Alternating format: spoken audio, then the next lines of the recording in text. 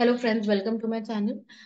आज की वीडियो में हम लोग जीएसटी 3B जनवरी मंथ की देखेंगे कि अगर आपकी सेल ई कॉमर्स ऑपरेटर के थ्रू है, वो ई कॉमर्स ऑपरेटर जिन जो सेक्शन 9 सब सेक्शन 5 के तहत आरसीएम बेसिस पे जीएसटी जमा करेंगे, उस केस में जीएसटी 3B अलग तरीके से फाइल होगी।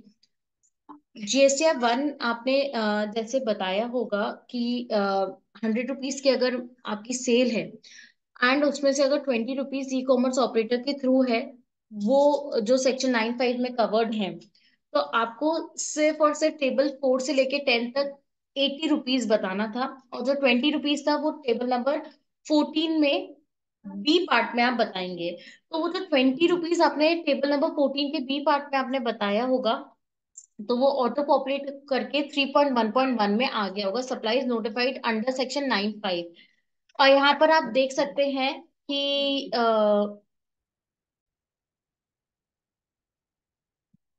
आप टेबल 3.1.1 में देख सकते हैं, जो वो 20 रुपीज है वो आपके second point taxable supplied made by registered person through e commerce operator on which e commerce operator is required to pay tax under section 9(5) इसमें कवर होगी। तो अगर हम एग्जाम्पल में देखें तो 20 रुपीज आपके यहाँ पर शो होने चाहिए और 80 रुपीज 3.1 पे शो होने चाहिए। अगर ऐसा शो हो रहा है, दैट मीन्स आपकी 3B ऑटो पॉपुलेट सही हुई है। अगर ई कॉमर्स ऑपरेटर की बात करें तो वो जो 20 रुपीज है उसके 3B में यहाँ पर रिफ्लेक्ट करेगा 3.1.11।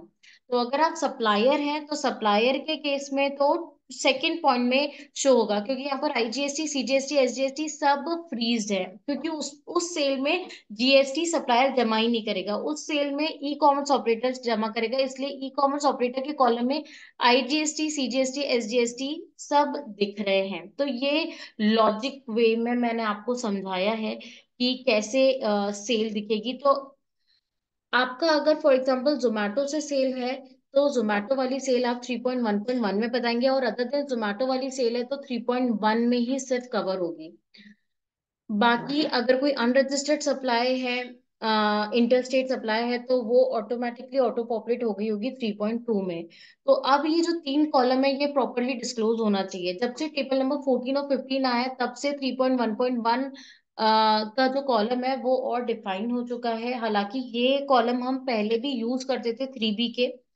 फर्क सिर्फ इतना है कि अब ये ऑटो पॉपुलेट होकर आ रहा है, पहले हमें खुद से फिल करना पड़ता था।